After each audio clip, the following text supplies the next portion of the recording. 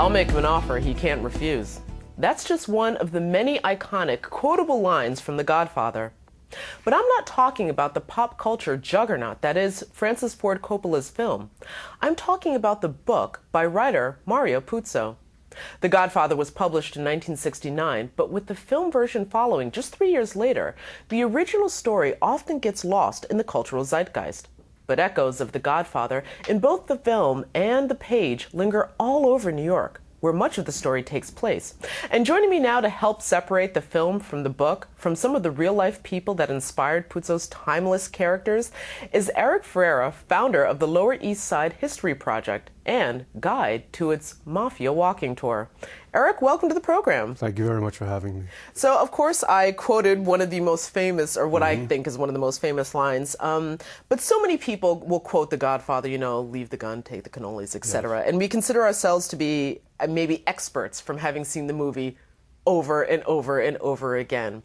But what is it about the actual book that Puzo wrote that we're missing from having just seen the movie? The truth is, there's not a lot of accuracy about what the real-life mafia is like in the book. There's a lot of inconsistencies.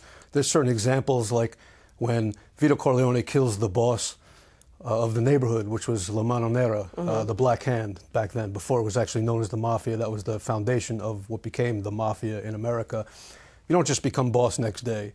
You know, there was 20 other guys in line waiting for that position. What we know as Godfather Part 1 and Godfather Part 2 are actually just The Godfather, the book. Yeah, most of that was compiled in the actual 1969 book, and they split it into 2 movies, more or less. Of course, in The Godfather Part 2, we're taken all the way back to when Vito Andolini first comes to America, and that's a very different New York. Godfather 2 is my favorite, actually. It's amazing how they reproduced New York City during that time period.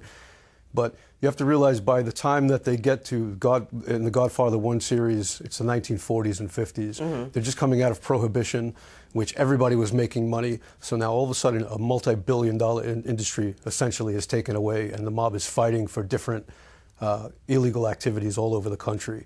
So that's what that kind of portrays, that war over everything from illegal drugs, gambling, loan sharking, and all sorts of activities that they were involved in during that time period. And that gives you, the story really does give you a good essence of what that was about during that time period. Puzo would have been writing this book in the 60s or so. Can you take us to what at least the New York that he most likely would have been experiencing, that he might have seen of his own lives? Because I understand he's from the meatpacking district. He is. He's not too far from here. Yeah. Well, by the late 1960s, the mob was already pretty well established. The 5 families had their territories. It was all kind of, you know, it was a little bit less conflict that would started happening in the early 1970s and 80s going into the 1990s. So he got to see a mob basically at their peak, I would say, by the late 1960s. Everything was laid out. All the territories were laid out. The activities that they were involved in were really established. And so I think he got to get a good glimpse at what was going on during that time period. Was his portrayal, Puzo's portrayal of the Corleone family and the people that existed in their orbit, was that true to form? I would say not so much. Like, I think the general public, because of The Godfather, believes that the organized crime, Italian organized crime in America is based on bloodlines and lineage. And that really doesn't happen. It's more based on initiation. There's very few examples I can think of historically where fathers made guys want their sons to get involved in family business. So when they talk about, like today, the 5 families, I'm not going to mention names, but you don't have to be named after the family. It's basically by initiation. There's very few examples in history of multi-generational made guys. New York is one of those cities that's constantly changing, and so very little of what we see of New York now, specifically those neighborhoods where the movie took place.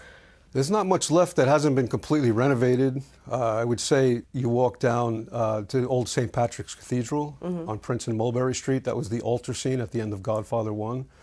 You have Duo Theater, I believe, on East 4th Street, where the famous operetta scene was filmed. That's just almost a century-old theater that's still pretty much intact from the time of the movie. Eric, I want to thank you so much for joining us on the program and giving us some background into what we all assume is, well, we just take what we saw in the movie, but there's so much more to the story. There's a lot more that we can wrap up in the few minutes that we have. Exactly. Yes, thank you for having me. But thank you for coming.